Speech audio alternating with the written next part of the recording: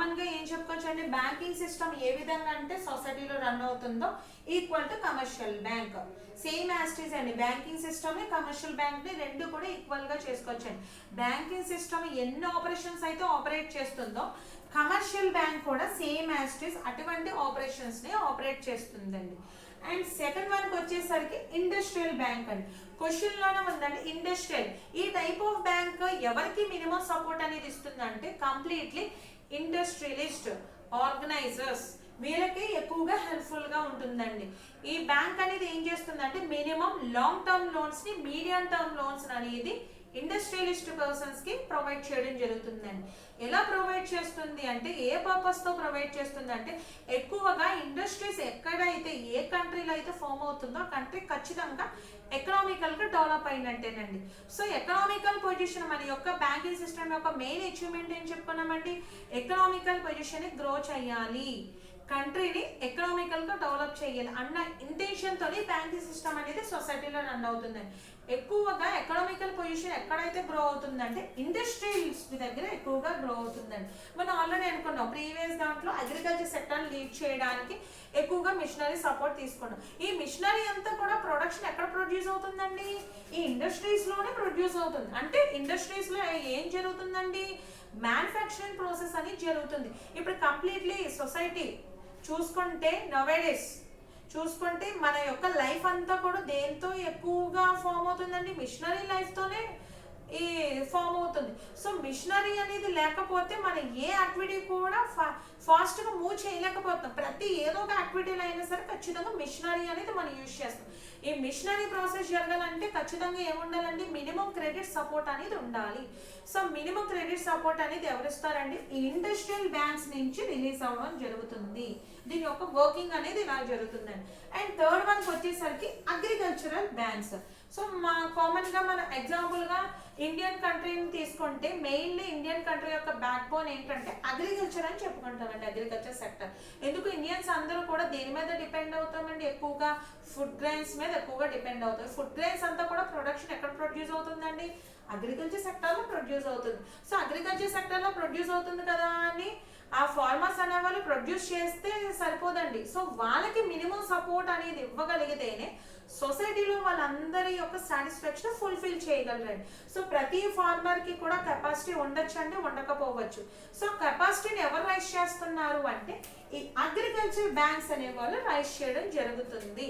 Like NABARD system ని కూడా agriculture sector కోసమే బేసిక్ గా డెవలప్మెంట్ చేసింది ఆర్బీఐ. ఏం చేసిందండి, నాబార్డ్ సిస్టమ్ ని ఇంప్లిమెంట్ చేసింది. ఎందుకు, అగ్రికల్చర్ సెక్టర్ ని డెవలప్మెంట్ చేయడం కోసం. సో అగ్రికల్చర్ సెక్టర్ అనేది ఎక్కడ ఫామ్ అవుతుందండి, ఎక్కువగా రూరల్ ఏరియాస్ లో ఫామ్ అవుతుందండి. సో రూరల్ ఏరియాస్ లో ఉన్న పీపుల్స్ కి మినిమం అవేర్నెస్ ఉండదు, ఎడ్యుకేషన్ లెవెల్స్ ఇంప్రూవ్ ఉండదు, మినిమం అన్ని కూడా ఎలా ఉంటుందండి, ఎక్కువగా ఈక్విటీగానే ఉంటుందండి, పవర్టీ లెవెల్ ఎక్కువగా ఉంటుంది. ఇవన్నీ ఫామ్ అవుతూ అగ్రికల్చర్ సెక్టర్ ని డెవలప్ చేయాలంటే అంత ఈజీ కాదండి. సో ఈజీ కాదని అగ్రికల్చర్ సెక్టర్ ని వదిలేయడానికి కూడా లేదండి. ఎందుకు, ఆ ఇండియన్ కంట్రీ యొక్క ఎకనామికల్ పొజిషన్ అంతా కూడా దేని మీద ఎక్కువగా ఇంపాక్ట్ చూపిస్తుందండి, అగ్రికల్చర్ సెక్టర్ మీద ఇంపాక్ట్ చూపిస్తుంది. సో ఈ అగ్రికల్చర్ సెక్టర్ డెవలప్ చేయాలన్న అచీవ్మెంట్ తో అన్న ఇంటెన్షన్ తో ఏం చేసింది, అగ్రికల్చర్ బ్యాంక్స్ నుంచి లోన్స్ అనేది రిలీజ్ చేయడం జరుగుతుంది. అంటే క్రెడిట్ రూపంలో కొంత ఫెసిలిటీ అనేది ఫార్మర్స్ కి ప్రొవైడ్ చేయడం జరుగుతుంది. ఆ టెన్యూర్ ఏంటంటే 3 టెన్యూర్స్ అండి, short term loans, medium term loans and long term loans అండి. మనం కామన్ గా ఇక్కడ చెప్పుకున్నాం ఏ రూపంలో అయితే ఏ అచీవ్మెంట్ తో అయితే రిలీజ్ చేస్తున్నారో సేమ్ యాజ్ అగ్రికల్చర్ బ్యాంకర్స్ కూడా అంతేనండి. దీనికి ఎక్కువగా ఏ సిస్టమ్ ఎక్కువగా ఫాలో అప్ అవుతుందంటే నాబార్డ్ సిస్టమ్ ఎక్కువగా ఫాలో అప్ అవుతుంది. బేసిక్ గా నాబార్డ్ అనగానే అగ్రికల్చర్ సెక్టర్ ని డెవలప్ చేయడం కోసం ఆర్బీఐ డెవలప్ చేసిన వన్ ఆఫ్ ది స్కీమ్ అండి నాబార్డ్. అండ్ ఫోర్త్ వన్ వచ్చేసరికి ఎక్స్చేంజ్ బ్యాంక్స్ అండి. Exchange means it is nothing but foreign activities అండి.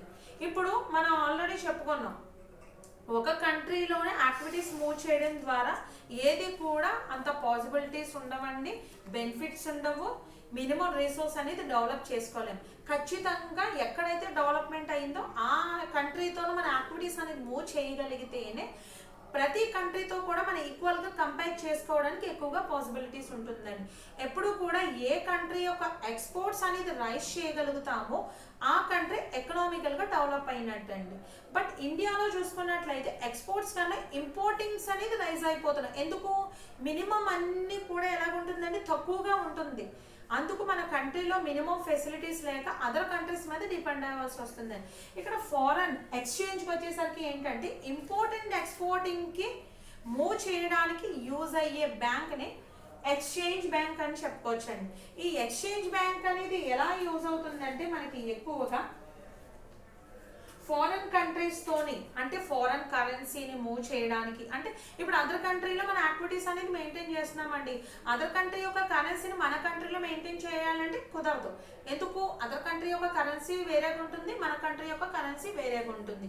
So other country for example America తీసుకుందామండి. అమెరికా యొక్క కరెన్సీ డాలర్స్ రూపంలో ఉంటుంది, ఇండియన్ యొక్క కరెన్సీ రూపీస్లో ఉంటుంది. సో అదర్ కంట్రీ యొక్క కరెన్సీని మన కంట్రీలో యూజ్ చేయాలి అంటే ఏం చేయాలంటే ఖచ్చితంగా కన్వర్ట్ చేసుకోవాలి. ఓకే, కన్వర్ట్ చేసుకోవడానికి ఏ బ్యాంక్స్ ఎక్కువగా యూజ్ అవుతుందండి? ఫారెన్ బ్యాంక్స్ అనేది, ఎక్స్చేంజ్ బ్యాంక్స్ అనేది యూజ్ అవుతుంది. ఓకే, ఇప్పుడు మన కంట్రీ యొక్క యాక్టివిటీస్ని అదర్ కంట్రీలోని ఫామ్ చేయాలి అన్న, అదర్ కంట్రీ యొక్క యాక్టివిటీస్ని మన కంట్రీలో ఫామ్ చేయాలి అన్న ఏ బ్యాంక్స్ యూజ్ అవుతాయి అంటే ఎక్స్చేంజ్ బ్యాంక్ అని క్వశ్చన్లో ఉందండి. ఎక్స్చేంజ్ చేస్తుంది. ఏం ఎక్స్చేంజ్ చేస్తుందండి? ఈ కంట్రీలో ఉన్న యాక్టివిటీస్ని అదర్ కంట్రీస్లోకి ఫామ్ చేస్తుంది, అదర్ కంట్రీస్లో ఉన్న యాక్టివిటీస్ని ఈ కంట్రీలోకి ఫామ్ చేస్తుంది. అలాగ ఎక్స్చేంజ్ చేయడాన్ని ఎక్స్చేంజ్ బ్యాంక్స్ కింద మనం ట్రీట్ చేసుకోవచ్చండి. అండ్ ఫిఫ్త్ వన్కి వచ్చేసరికి సేవింగ్ బ్యాంక్స్ అండి. Saving banks it is nothing but banking system. అంటే మెయిన్లీ మనం ఆల్రెడీ స్టార్టింగ్ చెప్పుకున్నామంటే బ్యాంకింగ్ సిస్టమ్ అనేది ఎక్కువగా ఎవరికి యూజ్ అవుతుంది, ఎలా యూజ్ అవుతుంది అని చెప్పుకుంటే పబ్లిక్ ని సపోర్ట్ చేయడానికి. ఎలా సపోర్ట్ చేస్తుందండి? సేవింగ్ సిస్టమ్ అనే దాన్ని ఎంకరేజ్ చేయడం ద్వారా సపోర్ట్ చేస్తుంది, ప్రొటెక్ట్ చేస్తుంది. ఫర్ ఎగ్జాంపుల్ ఒక ఎంప్లాయీ ఉన్నాడండి, ఎంప్లాయీ యొక్క వాడి యొక్క ఇన్కమ్ ఎలా వస్తుందో మంత్లీగా వస్తుంది. బట్ వాడి యొక్క అవసరాలు మాత్రం, వాడి యొక్క నీడ్స్ అండ్ వాంట్స్ మాత్రం completely day to day develop అవుతూ ఉంటుంది. బట్ వాడి యొక్క ఇన్కమ్ అనేది మంత్లీ వన్స్ వచ్చినప్పుడు ఆ మంత్లీ వన్స్ యొక్క ఇన్కమ్ కంప్లీట్గా ఇది విత్ ఇన్ 1 monthలోనే వాడు కంప్లీట్గా ఫినిష్ చేస్తాడు అనుకోండి, మరి నెలంతా సరిపోవడానికి కష్టం. కాబట్టి బ్యాంకింగ్ సిస్టమ్ అనేది ఏం చేసిందంటే కష్టపడే వాడికి ప్రతిదీ కూడా ఖర్చు వృధా అవ్వకుండా కొంతవరకు సేవింగ్ చేసుకుంటే మంచిది. పొదుపు అనేది మీరు చేసుకోవడం ద్వారా వాటి వల్ల ఉపయోగాలు ఏంటి, అది ఏ విధంగా మీకు ఉపయోగపడుతుంది, ఏ విధంగా సహాయపడుతుందని ఒక అవగాహన అనేది బ్యాంక్ అనేది తీసుకొచ్చి ఏం చేస్తుందండి, ప్రతి ఒక్కరిని కూడా, ప్రతి పబ్లిక్ని కూడా, ప్రతి ఒక్క డిపాజిటర్ని కూడా, ప్రతి పీపుల్ని కూడా ఏం చేస్తుందంటే బ్యాంకింగ్ అనేది ఎంకరేజ్ చేస్తుందండి. సేవింగ్ పర్పస్ అనేది ఎంకరేజ్ చేస్తూ ఏం చేస్తుందంటే కాస్ట్ ఆఫ్ ఎక్స్పెండిచర్ని రెడ్యూస్ చేస్తుంది, సేవింగ్ని డెవలప్ చేస్తుంది. దీని ద్వారా ఏమవుతుందంటే ఫ్యూచర్ నీడ్స్ని మనం ఫుల్ఫిల్ చేసుకోవడానికి సేవింగ్ బ్యాంక్స్ అనేది ఎక్కువగా హెల్ప్ఫుల్గా ఉంటుంది. ఫ్యూచర్లో ఎప్పుడు ఎవరికి ఏ విధంగా అవసరం వస్తుందో తెలీదు. బట్ అలాంటప్పుడు మనం ఒక అకౌంట్ని మెయింటైన్ చేసి మనం పెట్టిన ఖర్చులను కొంతవరకు తగ్గించుకొని ఆ మిగిలింది దాచుకోవడం వల్ల ఏమవుతుందంటే ఒకళ్ళ మీద డిపెండెంట్ అవ్వకుండా మన యొక్క డబ్బుల్ని మనం స్వతంత్రంగా డిపెండెంట్గా మనం ఏం చేసుకోవచ్చండి, ఇండిపెండెంట్గా మనం యూజ్ చేసుకోవడానికి సేవింగ్ బ్యాంక్స్ అనేది ఎక్కువగా యూజ్ అవుతుంది. అండ్ 6th వన్కి వచ్చేసరికి central bank is nothing but RBI. ఒక్కొక్క కంట్రీకి ఒక్కొక్క సెంట్రల్ బ్యాంక్ అనేది ఫామ్ అయి ఉంటుందండి. మన ఇండియన్ కంట్రీకి వచ్చేసరికి మన యొక్క సెంట్రల్ బ్యాంక్ ఏంటంటే రిజర్వ్ బ్యాంక్ ఆఫ్ ఇండియా. ఇప్పుడు ఓవరాల్ బ్యాంకింగ్ సిస్టమ్ అంతా రన్ అవుతుందంటే ఎవరు అండర్టేకింగ్లో రన్ అవుతుందంటే సెంట్రల్ బ్యాంక్ అండర్టేకింగ్లో రన్ అవ్వడం జరుగుతుందండి. దీని యొక్క యాక్టివిటీస్ ఏ విధంగా ఉంటుందంటే ఒక కంట్రీ యొక్క కరెన్సీని, నోట్స్ని ఇష్యూ చేసి, ప్రింట్ చేసి, ఇష్యూ చేసి నెక్స్ట్ మనీ అనేది ఏ విధంగా సప్లై చేయాలి, బ్యాంకింగ్ సిస్టమ్ అనేది ఎలా డెవలప్ చేయాలి, ఎలా ఇంప్లిమెంట్ చేయాలి, దాని యొక్క వర్కింగ్, దాని యొక్క అవేర్నెస్ అంతా కూడా ఏ బ్యాంక్ ప్రొవైడ్ చేస్తుందంటే సిస్టమ్ అంతా కూడా సెంట్రల్ బ్యాంకింగ్ ప్రొవైడ్ చేయడం జరుగుతుందండి. ఒక బ్యాంక్కి ఏదన్నా ప్రాబ్లం వస్తే కరెక్ట్గా ఎవరు ప్రొటెక్ట్ చేస్తారు అంటే సెంట్రల్ బ్యాంక్ ప్రొటెక్ట్ చేయడం జరుగుతుందండి. సెంట్రల్ బ్యాంక్ యొక్క యాక్టివిటీస్ ఏమని చెప్పుకున్నామంటే నోట్స్ని ప్రింట్ చేసి ఇష్యూ చేయడం. ఒక్కొక్క కంట్రీకి ఒక్కొక్క సెంట్రల్ బ్యాంక్ ఉంటుందండి. అమెరికాకు వచ్చేసరికి ఏంటంటే ఫెడరేషన్ రిజర్వ్ బ్యాంక్, అలాగే మన కంట్రీకి వచ్చేసరికి reserve bank of India. So ప్రతి కంట్రీకి కూడా ఒక సెంట్రల్ బ్యాంక్ ఉండి అది ఏం చేస్తుందంటే సెంట్రల్ ఫామ్ అయ్యి సెంట్రల్గా ఉండి ఏం చేస్తుందంటే మొత్తం యాక్టివిటీస్ అన్నీ కూడా ఇంప్లిమెంట్ చేస్తుందండి, ఫామ్ చేస్తుంది ప్రతి కంట్రీకి కూడా. అంటే మోనోపోలీ సిస్టమ్ అంతా కూడా డెవలప్ చేసి ఇంప్లిమెంట్ చేస్తుందండి. ఆ సిస్టమ్ అనేది ఎలా యూజ్ చేయాలి, ఏ విధంగా సప్లై చేయాలి, ఎలా కంట్రోల్ చేయాలి, ఇదంతా కూడా ఎక్కడ జరుగుతుందంటే సెంట్రల్ బ్యాంక్ దగ్గర జరుగుతుందండి. ఆ విధంగా వర్కింగ్ జరుగుతుంది. అండ్ లాస్ట్ మనకు వచ్చేసరికి ఇండిజీనియస్ బ్యాంక్స్ అండి. Indigenous banks it is nothing but money lenders. అంటే బ్యాంకింగ్ సిస్టమ్ కంప్లీట్లీ ఆపోజిట్ అనుకోవచ్చండి. అంటే ఇది ఏంటంటే కంప్లీట్గా it is owned by private organisers, private undertaking లో రన్ అవుతుందండి. అంటే బ్యాంకింగ్ సిస్టమ్ ని ఫాలో అవుతుంది తప్ప కంప్లీట్లీ బ్యాంకింగ్ అయితే కాదండి.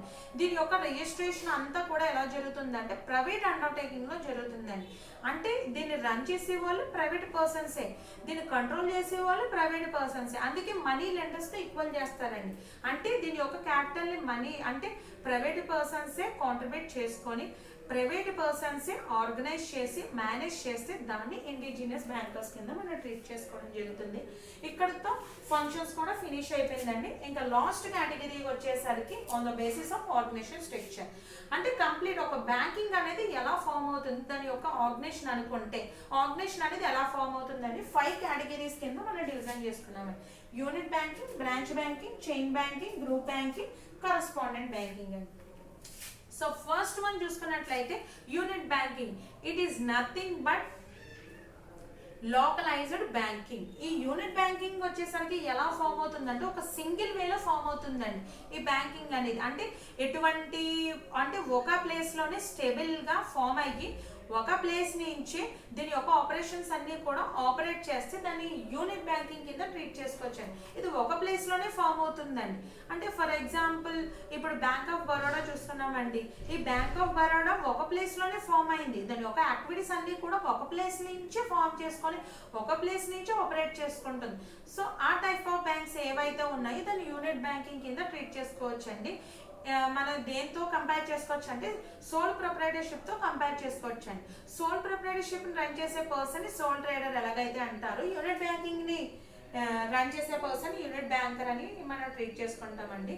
వాడు ఏం చేస్తారంటే సోల్ ప్రొప్రైటర్కి వచ్చేసరికి సోల్ ట్రేడర్ అనేవాడు ఇది క్యాపిటల్ ని కాంట్రిబ్యూట్ చేసుకొని వాడే కంట్రోల్ చేసుకొని వాడే మేనేజ్ చేసి ప్రాఫిట్స్ వచ్చిన బెనిఫిట్స్ వచ్చిన వాడే రిసీవ్ చేసుకొని రిస్క్ వస్తే వాడే బేర్ చేసుకొని ఆ బిజినెస్ ని మూవ్ చేస్తాడండి. సేమ్ యాస్టిస్ ఈ యూనిట్ బ్యాంకర్ యొక్క ఆపరేషన్స్ కూడా ఆ విధంగానే ఆపరేట్ అవ్వడం జరుగుతుందని. ఒక ప్లేస్ లోనే ఆపరేట్ అయ్యి ఆపరేషన్స్ అనేది మూవ్ చేస్తే దాన్ని యూనిట్ బ్యాంకింగ్ కింద మనం ట్రీట్ చేసుకుంటాము అని. అండ్ బ్రాంచ్ బ్యాంకింగ్ వచ్చేసరికి ఏంటంటే completely opposite to unit banking. So branch banking వచ్చేసరికి ఎలా జరుగుతుందంటే ఒక ప్లేస్ లోని ఫామ్ అయ్యి ఆ ప్లేస్ కి రిలేటెడ్ గా డిఫరెంట్ ప్లేసెస్ లో డిఫరెంట్ బ్రాంచెస్ అనేది ఓపెన్ అయితే దాన్ని బ్రాంచ్ బ్యాంకింగ్ అంటామండి. ఫర్ ఎగ్జాంపుల్ ఇక్కడ ఒక బ్యాంక్ అనేది ఉందండి. దీనికి ఏంటంటే డిఫరెంట్ ప్లేసెస్ లో డిఫరెంట్ బ్రాంచ్ అనేది ఓపెన్ అయి ఉంటుందండి. దాన్ని బ్రాంచ్ బ్యాంకింగ్ అంటామండి. అంటే ఫర్ ఎగ్జాంపుల్ రాజమండ్రిలో ఒక బ్యాంక్ ఉందండి. ఆ రాజమండ్రి సరౌండింగ్ లో డిఫరెంట్ బ్యాంక్స్ అనేది డిఫరెంట్ బ్రాంచెస్ అనేది ఓపెన్ అవ్వచ్చు. లేదా రాజమండ్రి కాకుండా రాజమండ్రి అవుట్ సైడ్ కూడా డిఫరెంట్ బ్రాంచెస్ అనేది ఓపెన్ అవ్వచ్చు అండి. అంటే కంప్లీట్లీ ఆ సరౌండింగ్ లోనే ఏం జరుగుతుందండి డిఫరెంట్ బ్రాంచెస్ అనేది ఆపరేట్ అవుతుందండి.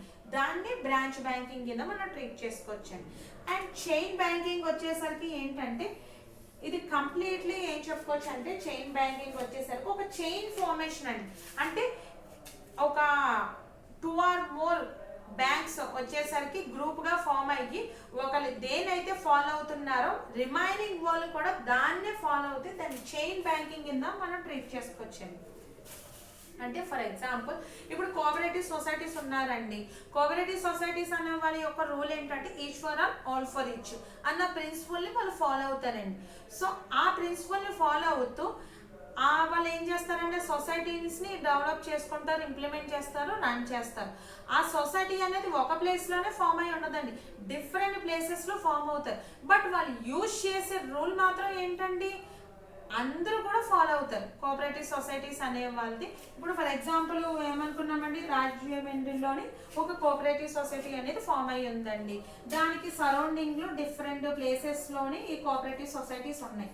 వీడు యూజ్ చేసేది ఏంటంటే ఈశ్వరల్ ఆల్ ఫర్ ఈచ్ అన్న రూల్ అనేది ఫాలో అవుతున్నారు.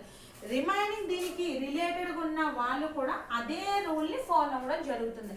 దాన్ని చైన్ బ్యాంకింగ్ అంటామండి. అంటే గొలుసు బ్యాంకింగ్ అంటే అది ఏంటండి, ఒకటి ఏ విధంగా అయితే ఉందో మిగిలినవన్నీ కూడా ఆ విధంగానే ఉంటాయి. ఇక్కడ కూడా అంతేనండి. చైన్ బ్యాంకింగ్ వచ్చేసరికి ఒక బ్యాంకింగ్ ఏ విధంగా అయితే ఆపరేట్ అవుతుందో దాని సరౌండింగ్ బ్యాంక్స్ కూడా, అంటే దానికి రిలేటెడ్గా ఉన్న అన్ని బ్యాంక్స్ కూడా ఆ బ్యాంక్ అనే ఫాలో అవుతూ ఆ బ్యాంక్ యొక్క రూల్నే ఫాలో అవుతూ ఏ సిస్టమ్ అయితే సొసైటీలో ఇంప్లిమెంట్ అయ్యి రన్ అవుతుందో దాన్ని చైన్ బ్యాంకింగ్ అంటామండి.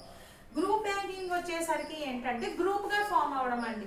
అంటే నెంబర్ ఆఫ్ గ్రూప్స్ అంటే ఏంటంటే ఫర్ ఎగ్జాంపుల్ ఇప్పుడు కోఆపరేటివ్ బ్యాంక్స్ ఉన్నాయనుకున్నాము కదండి. ఎగ్జాంపుల్గా కోఆపరేటివ్ బ్యాంక్స్ అనేది ఏంటండి, ఇప్పుడు రాజమండ్రిలో ఒకటి, కాకినాడలో ఒకటి, సామర్లకోటలో ఒకటి, పెద్దాపురంలో ఒకటి, నెక్స్ట్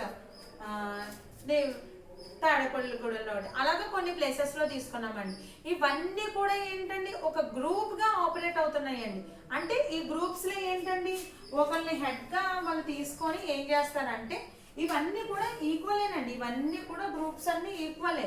బట్ ఈ గ్రూప్స్ అన్నీ కూడా అందరూ మేనేజ్ చేయాలి, కంట్రోల్ చేయాలంటే కష్టం. కాబట్టి మీరు ఏం చేస్తారండి, ఈ గ్రూప్ ఆఫ్ బ్యాంక్స్ కింద ఫామ్ అయ్యి ఆ గ్రూప్స్లో ఒక బ్యాంక్ని వాళ్ళు చూస్ చేసుకొని ఆ బ్యాంకింగ్ ద్వారా ఏం చేస్తారండి, ఆ బ్యాంకింగ్ సిస్టమ్ అంతా కూడా మేనేజ్ చేయడం జరుగుతుందండి. దాన్ని ఏమంటున్నామంటే ఇక్కడ గ్రూప్ బ్యాంకింగ్ కింద మనం ట్రీట్ చేసుకోవడం జరుగుతుంది. ఇక్కడ గ్రూప్ బ్యాంకింగ్ ఏంటంటే group of banks or group of members అని అర్థం అండి. ఇక్కడ గ్రూప్ ఆఫ్ బ్యాంక్స్ అవ్వచ్చు లేదా గ్రూప్ ఆఫ్ మెంబర్స్ అవ్వచ్చు. ఏదైనా సరే ఇండివిజువల్గా కాకుండా సింగిల్గా కాకుండా గ్రూప్గా ఏ బ్యాంక్స్ అయితే ఫామ్ అవుతుందో దాన్ని గ్రూప్ బ్యాంకింగ్ అంటామండి. బట్ ఆపరేట్ చేసిన డిఫరెంట్ పర్సన్స్ అయినప్పటికీ నెక్స్ట్ దాని యొక్క మేనేజ్మెంట్ సంబంధించింది కానివ్వండి, నెక్స్ట్ దాని యొక్క ఫంక్షనల్ కానివ్వండి ఎలాగుంటుందంటే గ్రూప్గా ఫామ్ అవడం జరుగుతుందండి. అండ్ నెక్స్ట్ వచ్చేసరికి correspondent banking. It is nothing but universal banking అని కూడా అనొచ్చండి. కరస్పాండెంట్ బ్యాంకింగ్ వచ్చేసరికి కరస్పాండింగ్ అంటే ఏంటండి, కలిసికట్టుగా అని చెప్పుకోవచ్చండి. అంటే ఏం చేస్తారని అంటే ఒక సింగిల్గా ఒక బ్యాంక్ అనేది ఫామ్ చేసి వాళ్ళు ఏం చేస్తారండి, కలిసికట్టుగా పనిచేస్తారండి. కలిసి కోఆపరేటివ్గా పనిచేస్తారు. దాన్ని మనం ఏంటంటే ఒక కోఆపరేటివ్ సొసైటీతోనే మనం కంపేర్ చేసుకోవచ్చండి కరస్పాండెంట్గా. అంటే ఇక్కడ మనకి మీనింగ్ ఏం చెప్తున్నాడు అంటే correspondent and corresponding banking small bank serving local communities by depositing fund with joint bank serving in big cities.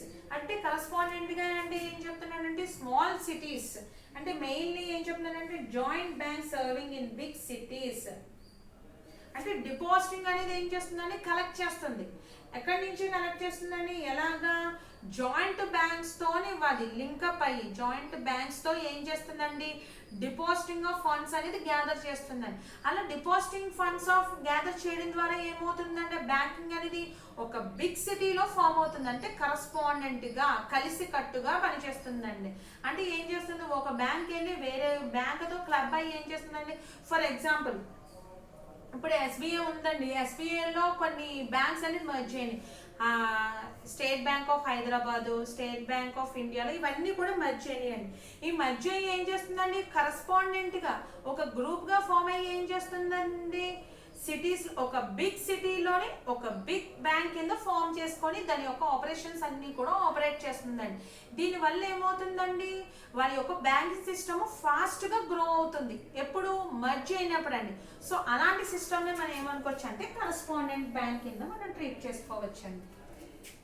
And thank you.